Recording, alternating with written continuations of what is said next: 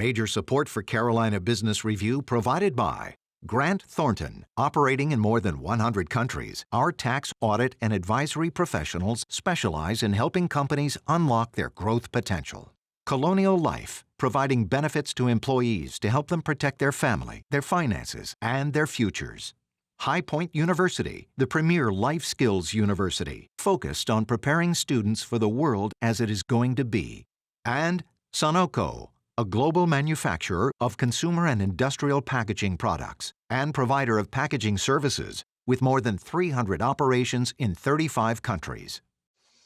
It is not a stretch to think that the healthcare industry is, in fact, one of the biggest industries affected by this public healthcare crisis.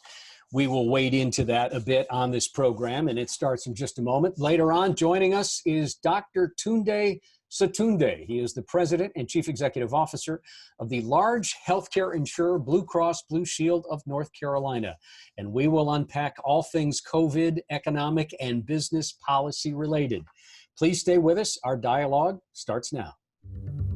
Gratefully acknowledging support by Martin Marietta, a leading provider of natural resource-based building materials, providing the foundation upon which our communities improve and grow. Blue Cross Blue Shield of South Carolina, an independent licensee of the Blue Cross and Blue Shield Association. Visit us at southcarolinablues.com. The Duke Endowment, a private foundation enriching communities in the Carolinas through higher education, healthcare, rural churches, and children's services. Barings, a leading global asset management firm dedicated to meeting the evolving investment and capital needs of its clients. Learn more at barings.com. On this edition of Carolina Business Review, Janet LaBar of Charlotte Regional Business Alliance, Patrick Michaels, Goodwill Industries, Upstate and Midlands, South Carolina, and special guest, Dr. Tunde Sotunde of Blue Cross and Blue Shield of North Carolina.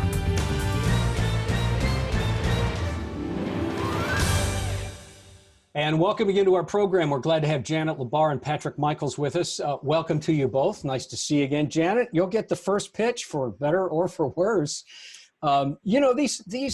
These conventions like the Democratic National Convention and the Republican National Convention are hyper-partisan, there's no doubt about it. But there was a lot of hype leading up to Charlotte winning the Republican National Convention, especially since they also hosted the DNC. Given COVID-19, there wasn't any expectation it was going to nearly have the impact. But Janet, any kind of final thoughts on what the RNC meant for the region? Thanks, Chris. Absolutely, no question. A devastating missed opportunity, not only to give us a world stage of what the Charlotte region is, who we are, what a great place it is to do business, but truly that impact of spending that didn't happen in the small businesses and the medium-sized businesses and vendors across the region who would have frankly gained, from that spend of folks coming into to Charlotte, the city, and the surrounding region. So it's a disappointment. And yet, with the pandemic and everything else that's going on, I think that in the end, it probably worked out the way it did. I really feel for our economy and the businesses that we could have had. The DNC had something north of $165 million of economic impact. So while it's in the early days too soon to quantify what the 300 plus folks who came in for the RNC did, still a huge missed opportunity for us. Janet, a quick follow-up on that. So were the worst fears realized, and I'm not insensitive to what happened in hospitality or food retailing or any socialized activity. Were the worst fears realized when it came to unemployment in those sectors? Yeah, it's hard to say that you can draw RNC directly to unemployment and what's going on there. I mean, we had our worst quarter this year. The region saw 156,000 jobs lost. People are still reeling from unemployment loss and displacement of work. And, again, I don't think you can directly tie that to impact of RNC. The pandemic has been the root cause. And again, it's where we landed in terms of not being able to host the RNC at full scale. And to your question around hospitality too, 40% of those jobs that we lost were in the hospitality and tourism industry. Patrick, you know, when you reflect on, you've been listening to Janet and I talk about jobs, but when you reflect on jobs, there seems to be a dichotomy or at least a disconnect between jobs, those seeking jobs and jobs available at some of the large manufacturers. This idea that there are plenty of, or there are maybe not plenty, but many jobs out there that are not being filled. Is that a rumor or can you substantiate that? You know, our experience here in the Upstate and Midlands is that there are large employers who are looking for people to go to work and are unable to fill those jobs. And so back in February, I think our unemployment in South Carolina was under 3%. By April, it was over 12, and in July, it's back to 8+. How that kind of plays out is that means there are over 200,000 South Carolinians that were formerly employed who are not currently employed, but there are also still over 40,000 jobs posted throughout the state with employers seeking qualified candidates. So that the gap that kind of existed in February for very different reasons probably exists in July, August as well. Do you feel like there's a reticence, still a reticence, even after some of the federal unemployment benefits have lapsed now?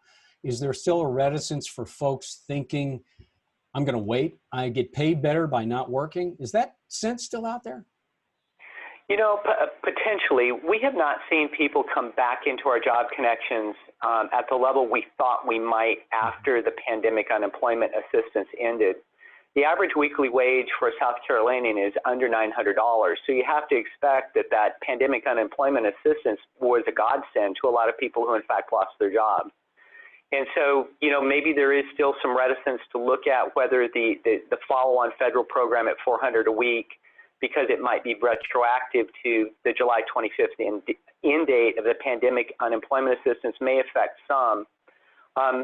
But there are still also, you know, people who do want to go to work and may just not have quite the skills to fit the jobs that are out there.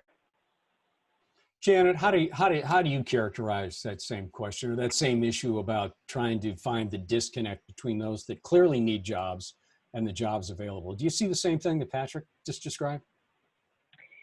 Yeah, you know, we don't have the hard numbers behind that, but we recently convened a table of HR folks in the manufacturing sector specifically, and what we heard from them is that they are hiring. We know that industry-wide there has been a slowdown, largely due again to the pandemic in terms of slowing orders, primarily for our region and our bi-state region that's been in transportation and automotive.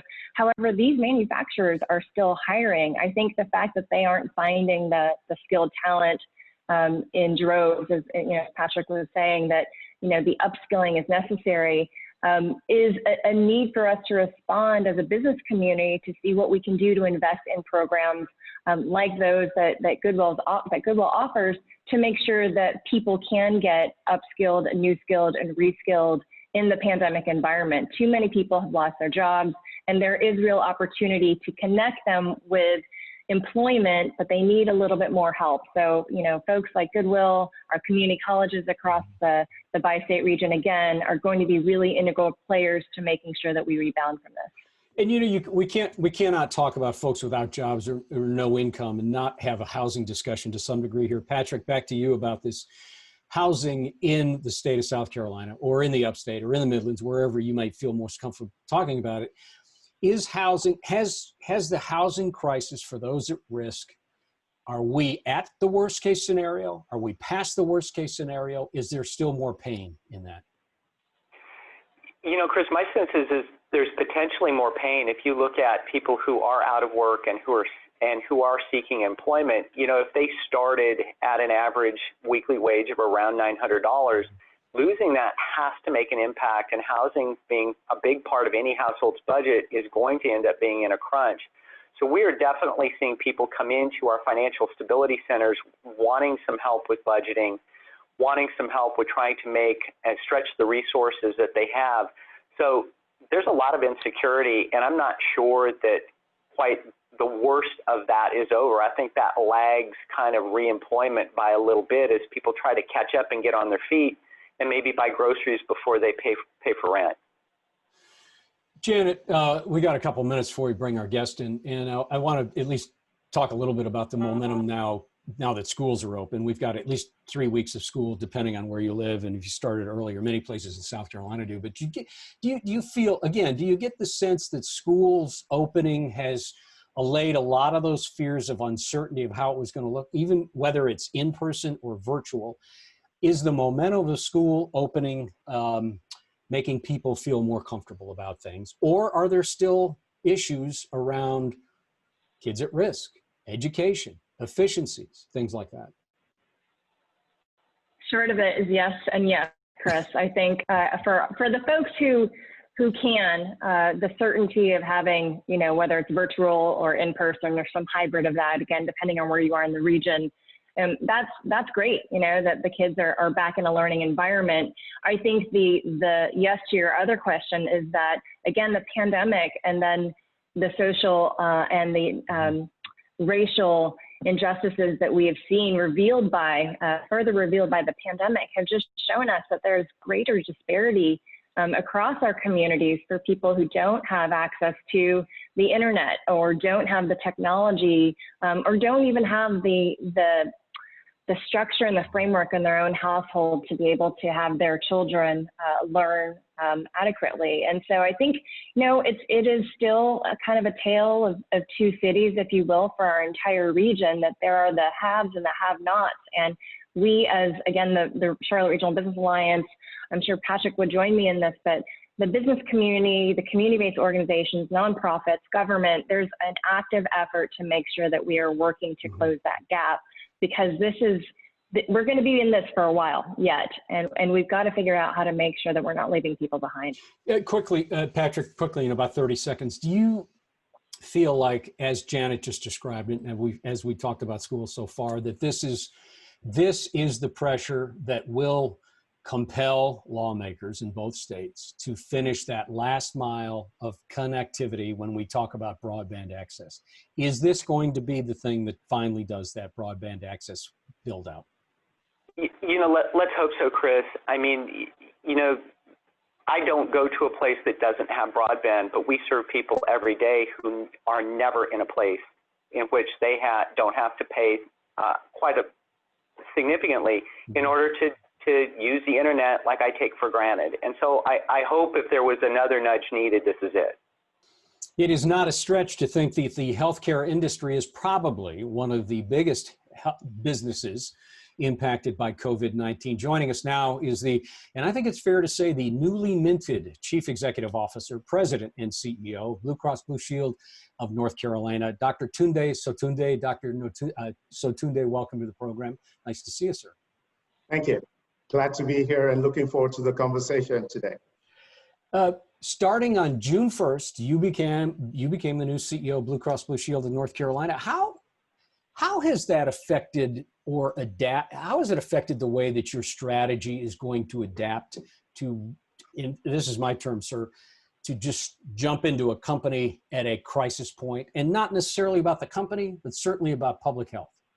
Yeah, that's a great question. So, never in my wildest dreams did I ever imagine that I'll be taking over the helm of this organization in the midst of a pandemic. It's been a sprint, literally, from day one. Frankly speaking, I had to throw out my 100 to 120 day plan, what I intended to accomplish, day 30, 60, 90, that, went out the window, literally, on day one. My number one focus and priority, like many of us, has been all about navigating through this pandemic. In the early days, weeks, early months of the pandemic, we took very swift actions to move or transition about 98% of our workforce to operate in a virtual environment. And we did that not only to ensure their health, safety, and welfare, but also to ensure that we could continue to meet the needs of our 3.8 million consumers across the state of North Carolina, many of whom, probably more so than ever before, needed our help the most. Also, so we could meet the needs of our thousands of employer group customers, the needs of our healthcare provider partners, the healthcare professionals, the men and women who have been at the front line of dealing with this pandemic, and also ways and actions that we could take in order to support the broader communities in which we all live and work. Mm-hmm. So that has been my priority in the near term, but at the same time, we have also spent quite a bit of time in our free time, so to speak, thinking through long term. How do we accelerate towards our vision, our stated vision at Blue Cross of North Carolina of providing access to equitable, affordable healthcare for all? So it's been a sprint. Unfortunately, it looks like it's turning out to be a marathon. Mm-hmm. But I feel comfortable with the actions we've taken in the near term, the short term, and how we're thinking through the long term, life after COVID, because this too shall pass. We'd like to allow the panelists to get some questions in here. Janet, why don't you start, please? Yeah, thank you, Chris. Tunde, welcome to the region, and it's great to have you in the Carolinas. I'm curious about, what you just mentioned in terms of all of the changes and the remarkable changes we've been going through as a community with not only the pandemic, but you being new, the remarkable challenges that we're seeing in racial inequity. How are your employees doing? How's the team doing with all of this? I mean, this is uncharted territory for all of us, frankly speaking, to the point that you made. This is, and I'm a healthcare professional.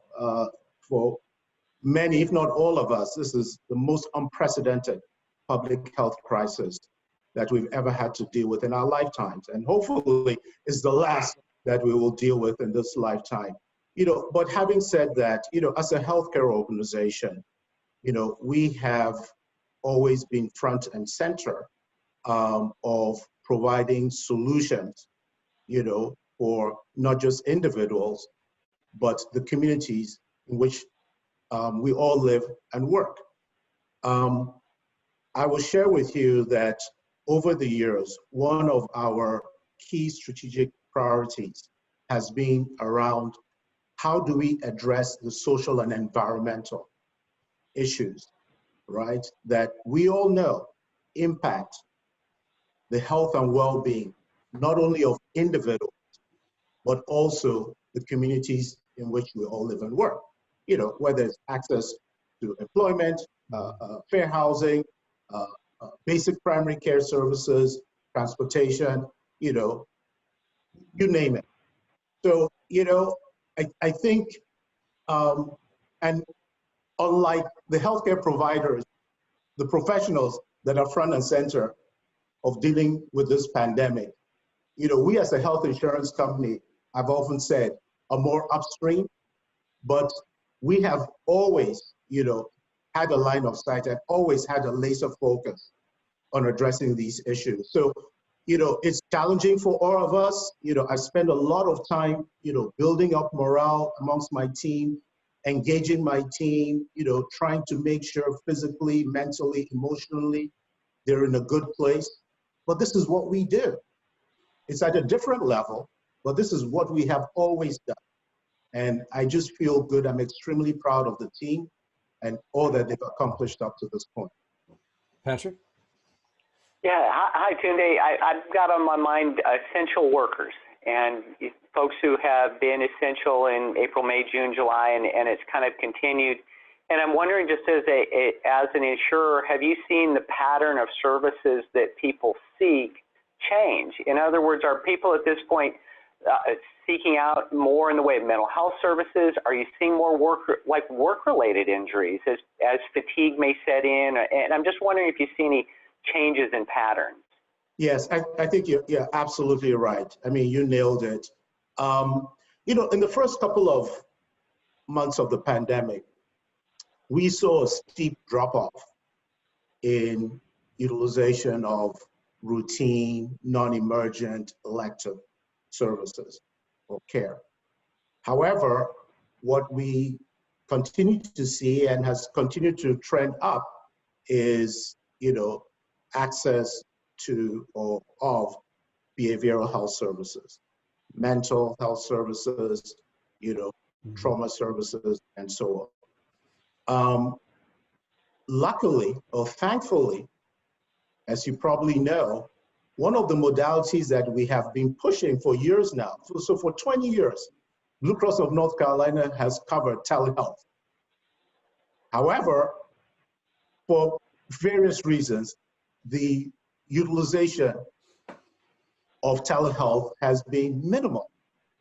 It has skyrocketed over the last several months, and it is being used to a fair degree for mental health services, counseling, and so on. And I believe that that is here to stay because it's a very effective modality, to be able to provide real-time access to care, particularly for individuals who are in crisis and need that access right now, this second, this minute. Yeah, for sure. Let's unpack the services of healthcare and providers as well as payers, as you all are, Mr. President. Let me ask you the question this way. What has the public health crisis, what has COVID-19 revealed about the biggest issues, or maybe the biggest issue, singular issue that needs to be changed about healthcare right now? That's a great question. Let me put it this way. This pandemic has shone a light on what I'm going to describe as fractures or flaws within not just the healthcare system, but society as a whole. It's shone a light on the fact that the magnitude of health disparities is much, much more significant than I think even us in healthcare realize.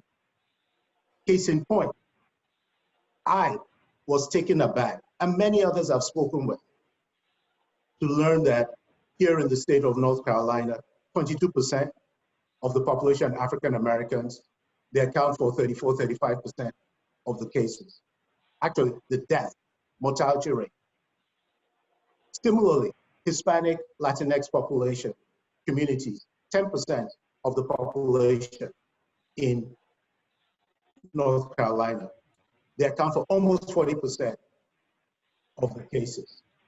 It's shone a light on the fact that tens of thousands, probably hundreds of thousands of Carolinians are living very close to the federal poverty level. All of us, we saw the long food lines in weeks, just weeks of the start of the pandemic, not months, manifesting across our communities. It's shone a light on the fact that we have inadequate manufacturing capacity and capabilities for personal protective equipment, viral testing, contact tracing infrastructure, and so on. So if you ask me what was the number one singular lesson, it's all about public health, population health.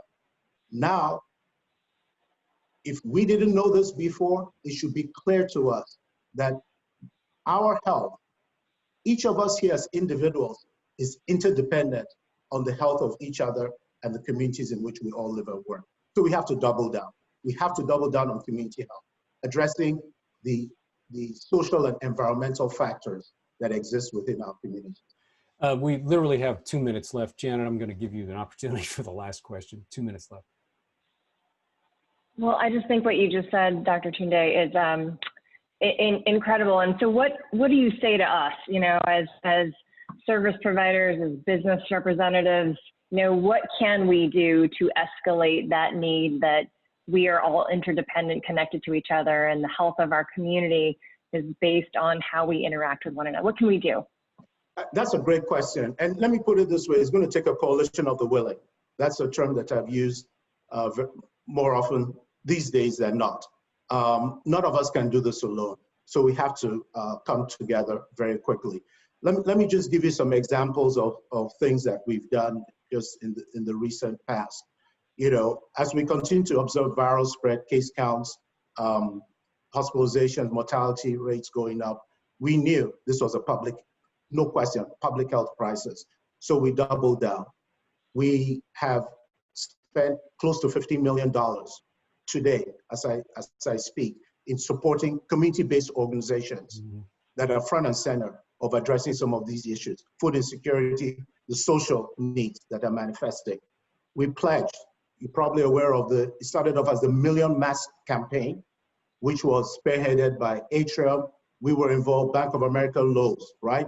To distribute mask face coverings. Now it's the 2 million because other businesses have come in, but with a particular focus on our underserved, underprivileged, high-risk communities. Thirdly, most recently, we at Blue Cross convened a public-private sector partnership, a coalition of the willing, a few weeks ago, to begin to get together to support the Department of Health and Human Services in a comprehensive public health campaign. I hate to interrupt you because I know you are on a roll and you've got so much important information. So that means you're going to have to come back, and I hope you will, please. I will. And I wish I didn't have to cut you off, but thank you for your leadership. Congratulations on the job. Janet, nice to see you again as well. Patrick, thank you for joining us. You all stay safe, please. And until next week, I'm Chris William. Good night.